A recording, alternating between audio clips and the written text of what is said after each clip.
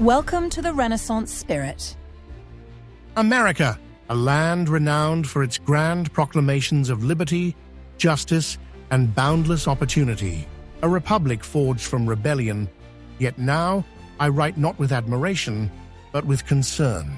It seems this great nation is in the throes of a restless sleep, a slumber marked by hopelessness and despair, as if the very spirit that once stirred revolutions now cowers beneath the weight of learned helplessness.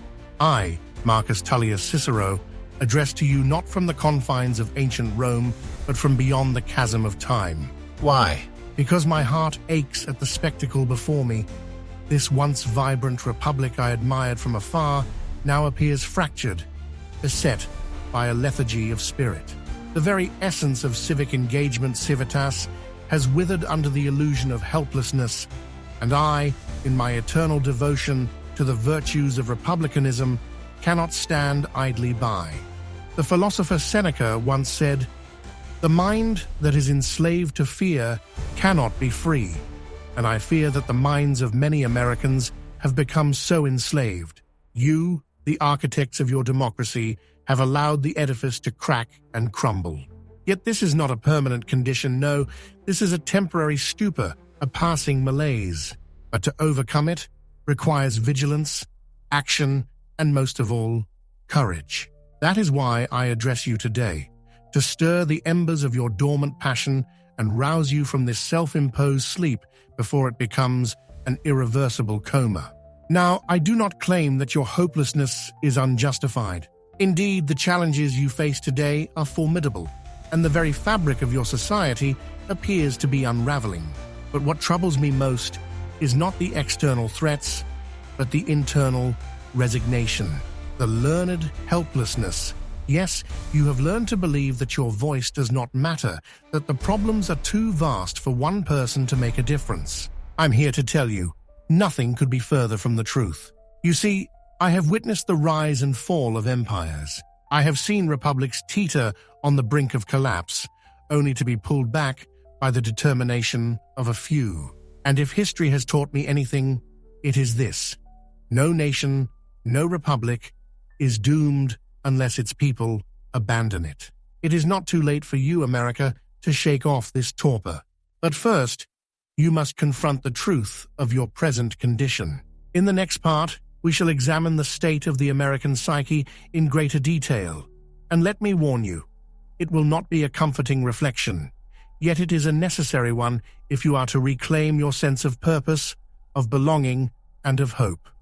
You have not fallen too far to rise again, but rise you must. Until then, consider this: are you truly powerless, or have you simply convinced yourself that you are?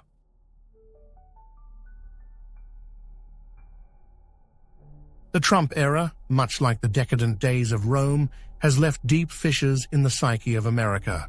I do not speak merely of policies or elections, but of something far more insidious, a growing sense of learned helplessness. I see it in your conversations, your media, your resignation to the idea that nothing can change. You have convinced yourselves that the problems of your nation are too grand, too ingrained for any single citizen to overcome. But this belief, my dear Americans, is an illusion, a poisonous one at that. Allow me to explain. Learned helplessness, as your modern scholars have named it, is the belief that no matter how hard one tries, they are powerless to affect their own fate. It is as if you are trapped in a cage of your own making, the door wide open, yet convinced you are imprisoned. And who has taught you this? I place much of the blame at the feet of two figures, Ronald Reagan and Donald Trump. Reagan, many herald him as a champion of liberty, but let us be honest. His brand of individualism was a clever disguise for isolation, a way of saying, each man for himself. This rugged individualism may have once fueled ambition, but over time, it has sown division. It has fractured communities, leaving people to fend for themselves, disconnected from one another, and worse, from the state that ought to serve them. Reagan told you that government was the problem, and you believed him. But the real problem lies in the absence of a unifying civic spirit known as civitas. as I have long argued, is not merely about individual rights, it is about belonging to something greater than oneself. Then came Trump, who did not merely erode civic trust, but obliterated it with a sledgehammer of divisiveness. He turned brother against brother, convinced entire swaths of the nation that they were under siege, not from foreign powers, but from their own neighbors. Under his reign, the very idea of community of concilium, coetusque hominum jure sociati, the assembly of people bound by law and mutual obligation, became a joke. And yet, here you are, still reeling from his influence, as if his shadow alone could dictate your future. But Trump is not the root of the problem. He is merely the symptom of a deeper malaise.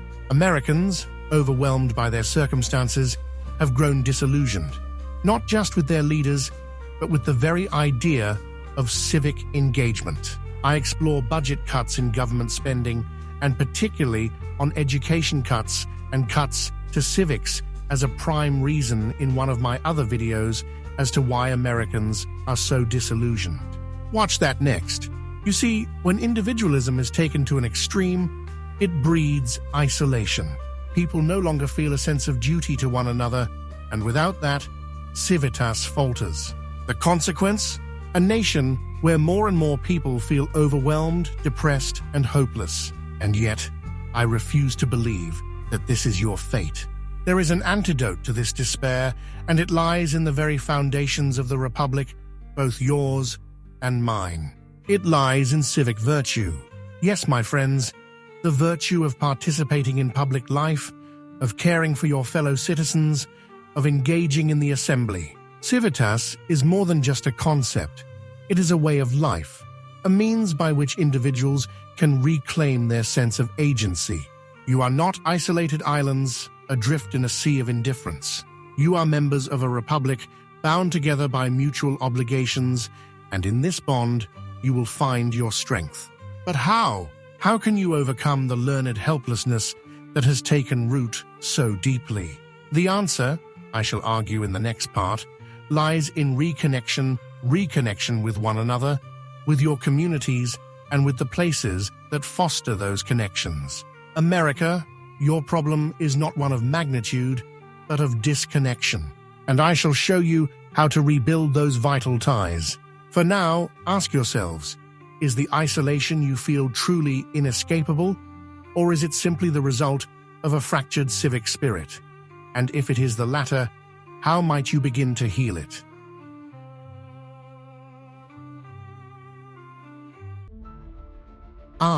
The elusive sense of belonging. You crave it, yet it seems to slip through your fingers, replaced by an overwhelming sense of isolation. This is the root of the American malaise, your loneliness. And yet, I, Cicero, offer you a solution, one that has endured since the founding of Rome and has found its echo in modern thinkers like Ray Oldenburg. Let us speak of concilium coetusque hominum jure sociati, the assembly of people united by law and mutual obligation. This concept is not merely an ancient relic, but the very foundation of any thriving society. It is through such assemblies that a republic finds its soul. Yet in America, this vital aspect of public life has withered. Your gatherings have been reduced to fleeting encounters, transactional, superficial, devoid of depth. The marketplace has replaced the forum. The social media feed has substituted genuine conversation, and the places where people once came together have become hollowed-out shells of what they once were. Ray Oldenburg, a modern thinker I have taken a liking to, speaks of third places, those neutral spaces where people gather not for work or home life, but for community. A local cafe, a park, a pub. These are the places that knit the fabric of society together. But in your America, these places have become endangered. With your love of technology and home entertainment systems, you have traded them for isolation. Your sense of belonging has become fractured as these third places disappear, and with them, the organic connections that make a community feel alive. Yet all is not lost.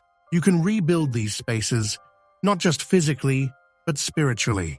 You must revive the concept of civitas, the assembly, the gathering, the shared experience of being part of something larger. It is here, in these third places, that civic virtue is fostered. Imagine, if you will, a bustling town hall, not where petty grievances are aired, but where ideas flourish, where community thrives, where citizens come together not merely as individuals, but as members of a greater whole. Concilium coetusque hominum jure sociati is not a dream of the past. It is the key to your future. Here's an idea. Let me know what you think of this. All workers get off of work around 2 or 3 o'clock, and they and their families meet at a grand hall or forum with others from your community. You sit and hear issues of the day being debated, you hear news and local events, and together you discuss and vote on legislation for your local community. After the work is done, free dinners are brought out, and everyone is entertained to a show or some music. Wouldn't something like that create a sense of belonging in America? You may certainly think of your own ideas. That was my point, to engage you and to get the wheels of the gears of your brain spinning.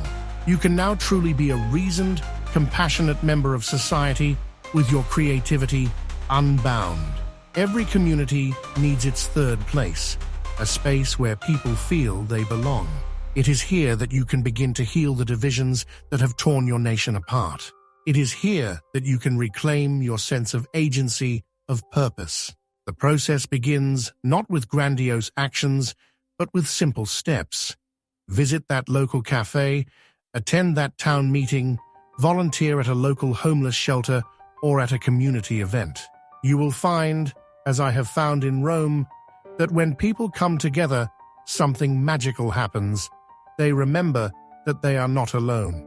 Now, I know what some of you are thinking. Why should I bother? What difference can I make? But that, my dear Americans, is precisely the thinking that has led you here. Your learned helplessness tells you that you are powerless. But I tell you, you are not. You are the architects of your future. And that future will be shaped by your actions or your inactions. Will you continue to sit idly by, lamenting the state of things, or will you rise and reclaim your civic virtue? In the final part of this missive, I shall offer you a vision of what might be a future where you, America, awaken from your slumber and become a republic truly worthy of your ideals. A republic not ruled by fear and division, but guided by reason, compassion, and the spirit of concilium. But for now, consider this. Could it be that the very change you fear is the change you need? Could it be that through rebuilding your connections with one another, you might rediscover the joy of civic life? Ask yourselves, not what is wrong with America, but what you can do to make it right. And trust me, the thrill of working for a campaign, of volunteering for a cause, of dedicating yourself to something larger than yourself, that is a joy far greater than you realize.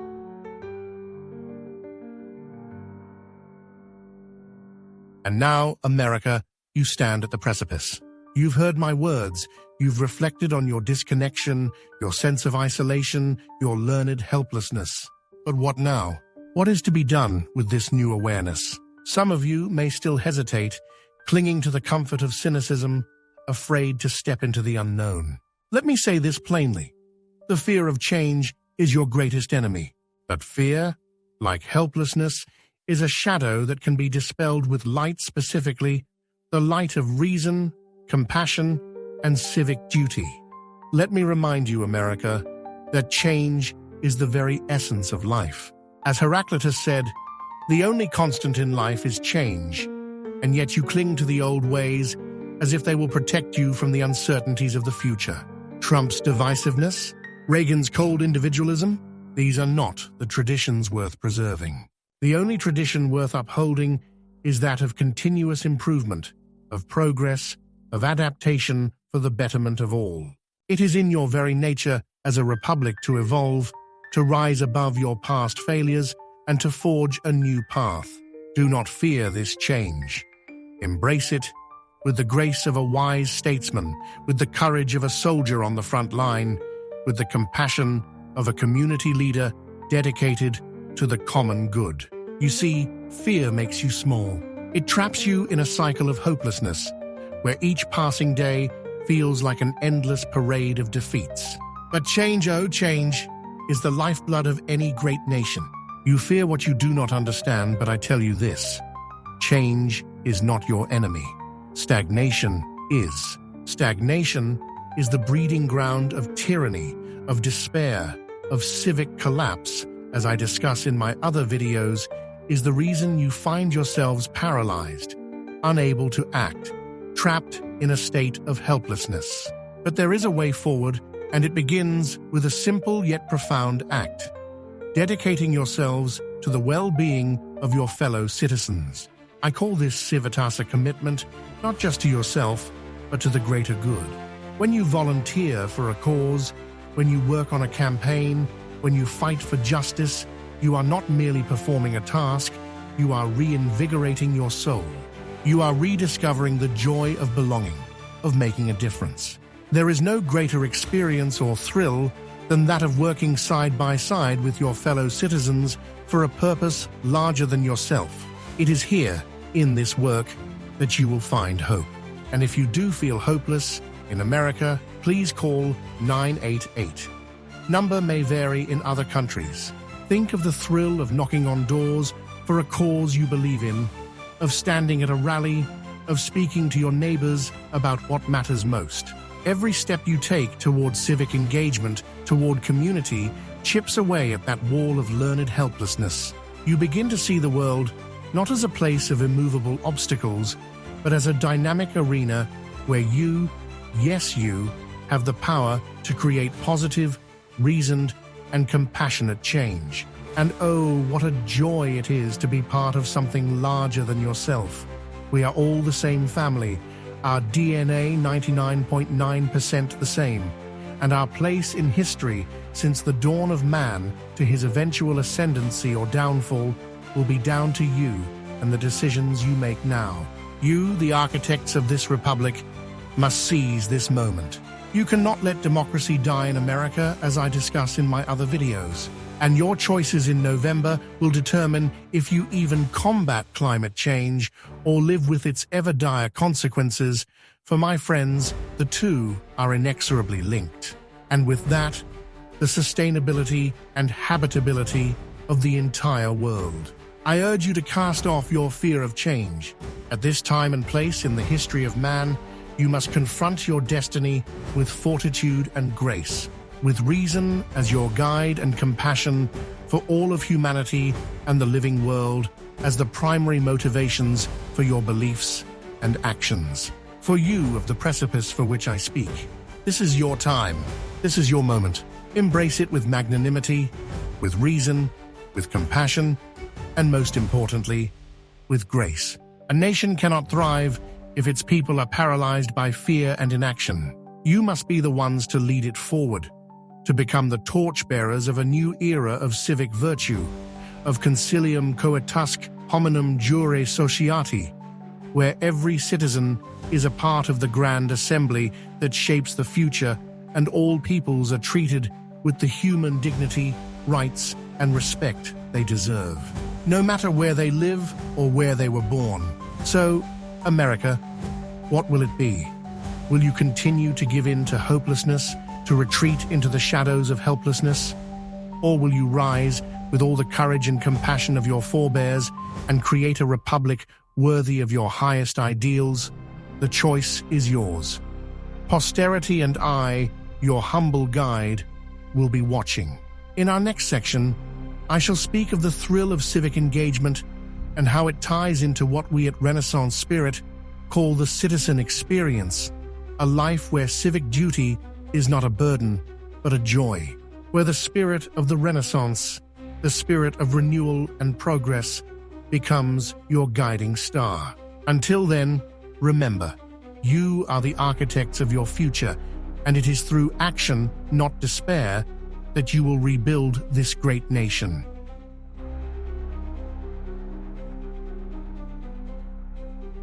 You are standing on the edge of a grand awakening, America, as I, Cicero, have implored you to embrace change, to shake off the shackles of helplessness. You now face a decision that will shape the future of your republic. But before you take that leap, let us discuss something essential: the thrill of civic engagement. Yes, thrill. Because working for something larger than yourself is not just a duty, but a source of joy, excitement, and fulfillment. Consider for a moment what happens when you get involved. When you volunteer for a campaign, when you join a community organization, or when you simply talk to your neighbors about what matters to you, you begin to feel connected. That heavy sense of isolation starts to lift. Suddenly, you are not just an individual adrift in a sea of challenges, but a part of something greater. And that feeling, my dear Americans, is addictive in the best way possible. It is the antidote to learned helplessness. You see, action creates hope, and in hope, power. You may ask, but Cicero, what difference can I make? I am but one voice among many.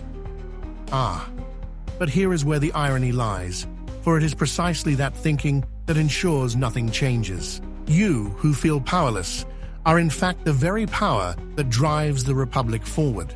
The architect of a nation's future is not the one who shouts the loudest, but the one who acts with quiet resolve, who dedicates themselves to the betterment of their community, and who refuses to surrender to despair. You speak of civic engagement as if it is a chore, but I assure you, it is far from that. Think of the satisfaction that comes from working on a cause you believe in, of seeing the tangible impact of your efforts, of rallying others to a shared goal. It is a feeling not unlike that of building something beautiful with your own hands. Imagine being part of a movement that fights for justice, for equity, for the restoration of your community's spirit. There is no greater sense of belonging than that which comes from shared purpose. And let me tell you, America, when you give yourself to this kind of work, you are rewarded tenfold. You don't need to be looking in when you can be looking out at the outside world with peace and resolve. A retainer for dignity. But civic engagement is not merely a series of tasks, it is a way of life. It is what we at Renaissance Spirit call the citizen experience. What does this mean? It means that civic duty, far from being a burden, becomes a form of personal development, of growth, of meeting new friends who share your ideals, building a strong connection to others. When you engage with your community, you grow. You learn to communicate, to empathize, to lead. You become part of a living, breathing republic where your actions ripple outwards, creating change that you may not immediately see, but will certainly feel. The Renaissance Spirit, the name itself evokes a revival, a renewal of what once seemed lost. It is a return to the principles of reason, compassion, and civic virtue. And this spirit is not confined to scholars or philosophers. It is meant for you, for every citizen who seeks to make a difference and to belong to something more than themselves, to a higher calling and purpose, a sense of belonging and sharing the appreciation for the connectiveness of all life on Earth and our place in the history of humanity. Through civic engagement, you reclaim your power. You become part of a grand narrative of progress, of hope, of human dignity. And what does this mean for America? It means that your future is not dictated by the whims of a few powerful men. It is shaped by the collective will of the people. Your republic is, after all, a living organism, and it is through the daily acts of citizenship that it thrives. Every door you knock on, every ballot you cast, every conversation you have about what matters to you, these are the building blocks of a just and equitable nation. A nation where no citizen feels hopeless or forgotten. In the final part of this video, I shall leave you with a call to action, one that will challenge you to rise to the occasion, to reject fear, and to reclaim your role as the architects of America's future. But for now, remember this: you are not powerless, you are not alone. You are citizens of a great republic, and the future lies in your hands. Consider this your moment of awakening. Will you rise and meet it, or will you continue to slumber in helplessness? The choice, as it has always been, is yours.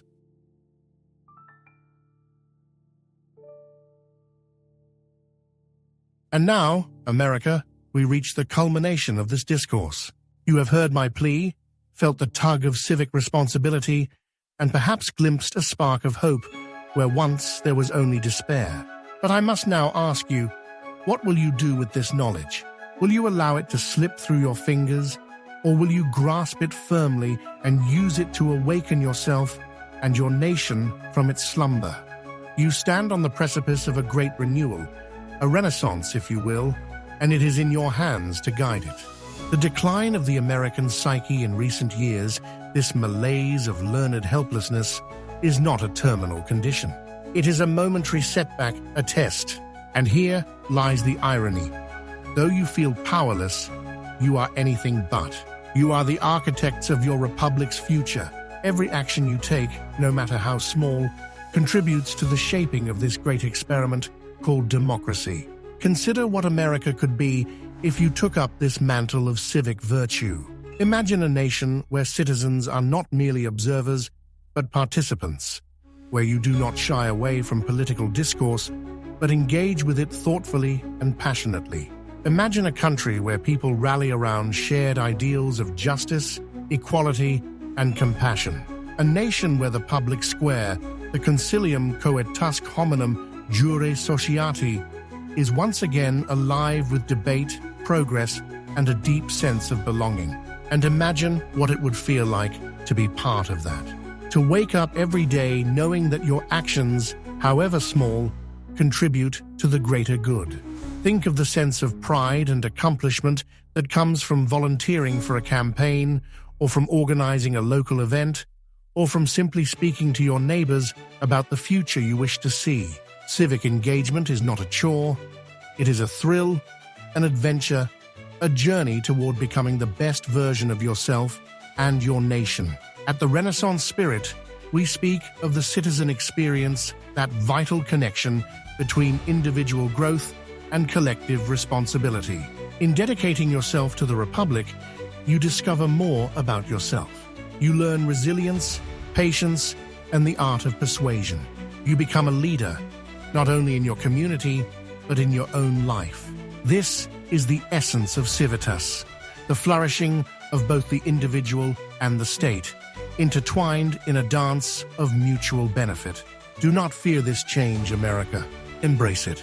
Change is the breath of life itself. It is through change that Rome became great, and it is through change that America will find its way once again. But you must accept this responsibility with magnanimity, with reason, with compassion, and, above all, with grace. You must rise above the petty squabbles and divisiveness that have plagued you and reach for something higher, a vision of America that reflects its founding ideals but is unafraid to adapt to the challenges of the present. Yes, the road ahead is difficult, but you have faced difficult roads before. The American spirit is resilient, just as the Roman spirit once was. You are not victims of your circumstances, you are creators of your future. And this is what I, Cicero, implore you to remember. Your republic depends on you. It is not enough to hope for change. You must be the change. You must take up the mantle of civic engagement and be the citizens your nation needs. In conclusion, let me remind you of what you are capable of.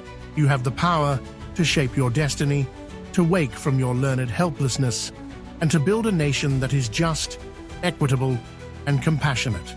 You have the power to create a society where every citizen feels a sense of belonging and purpose. And this, my dear Americans, is the very essence of the Renaissance spirit, a revival of civic virtue, a renewal of hope, and a recommitment to the common good. So I leave you with this. Do not give in to fear. Do not surrender to hopelessness. You are stronger than you know, and your actions, yes, your actions will determine the course of this republic. Wake from your slumber, embrace the challenge, and become the architects of a brighter future. The Republic is yours to build if you are willing to take up that mantle. The Renaissance spirit lives in you. Let it guide you toward a future worthy of your ideals. The time to act is now. America, rise and reclaim your destiny. Thank you for watching. Please subscribe, turn on notifications, and share. And check out my other orations for a deeper dive into your modern world. Thank you. And now a song from a plebeian from ancient Rome by the name of Marcus. Marcus was not happy with the tyranny of my time and has a song to sing for your modern world. You may hear Marcus's story in our video, Daily Life in Ancient Rome. Enjoy.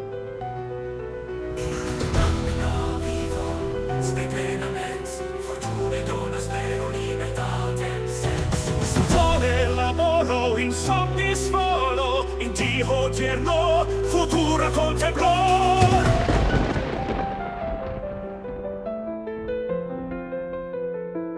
In urbe magna vivo, speri plenamente, fortune dona spero, libertatem senso, sotto le lavoro, insomni sfolo, in Dio odierno, futura contemplo.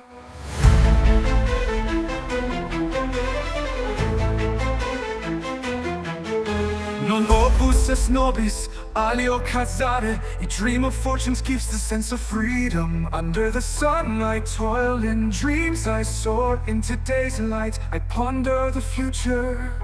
You're willing to give up your future and the fate of humanity. You're willing to give up your freedom and let democracy die. Not that I ever had it, or fortuna, don't cast us down by the plunder and the thunder of your whims. For we won't go asunder, with concordia we stand, united a strand of dignity and community so grand.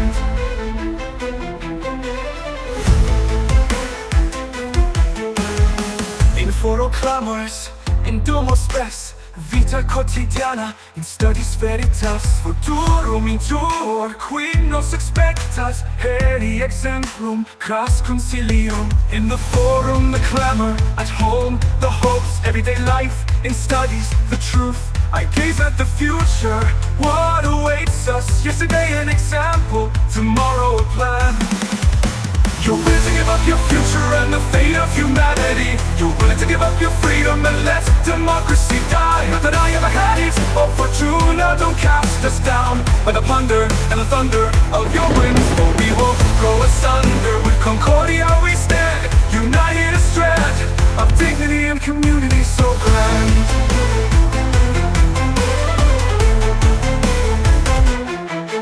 In ludis decimus, in hortis colloquimur, de vita et spe, de hominum fato, mundum meliorare, speramus hodie, ut cras vivamus in pace et amore. In schools we learn, in gardens we talk, about life and hope, about the fate of man. To better the world, we hope today, so tomorrow we live in peace and love.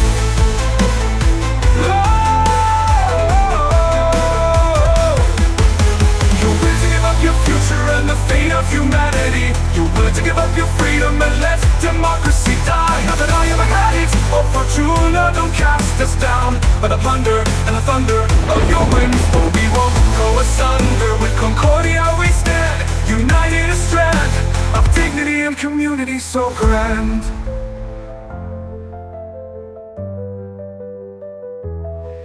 In unis decimus, in hortis colloquimur, de vita et spe, de hominum fato.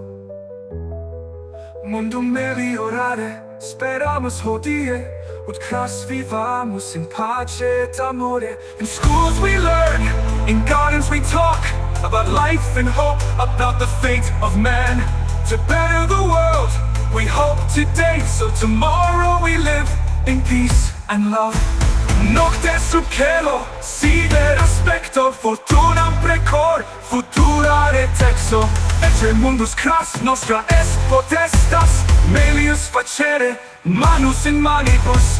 Under the night sky, I watch the stars, I pray to Fortuna, unravel the future. Behold, the world of tomorrow is in our power to make it better hand in hand.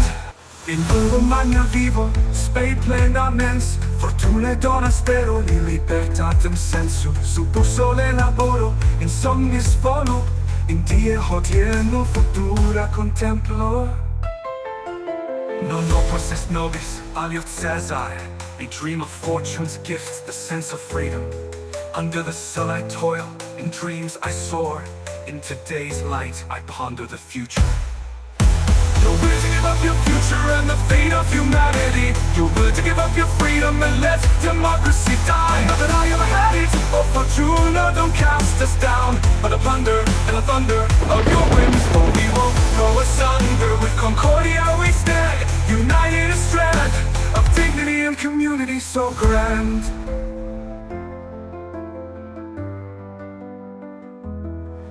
In foro clamores, in domo spes vita quotidiana, in studiis veritas futurum intueo, quid nos expectat, heri exemplum, cras concilium. In the forum the clamor, at home the hopes, everyday life in studies the truth.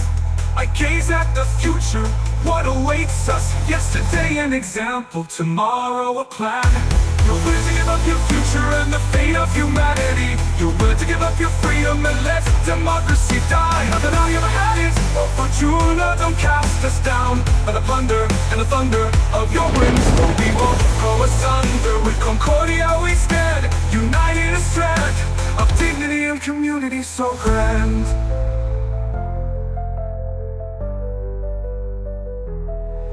In iuris decimus, in hortis colloquimur, de vita et spe, de hominum fato, mundum meliorare, speramus hodie, ut cras vivamus. In urbe magna vivo, spe plena mens, fortunae dona spero, libertatem sensu, subturum intueo, quid nos expectat, heri exemplum, cras concilium. In the forum the clamor, at home the hopes, everyday life, in studies the truth. I gaze at the future, what awaits us, yesterday an example, tomorrow a plan. You're willing to give up your future and the fate of humanity. You're willing to give up your freedom and let democracy die. Not that I ever had it, oh Fortuna, don't cast us down, by the plunder and the thunder of your whims, for we won't go asunder. With Concordia we stand, united a strand of dignity and community so grand.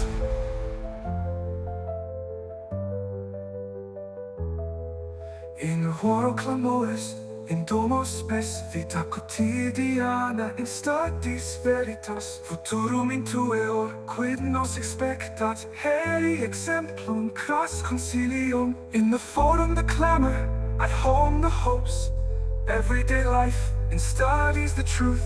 I gaze at the future, what awaits us, yesterday an example, tomorrow a plan.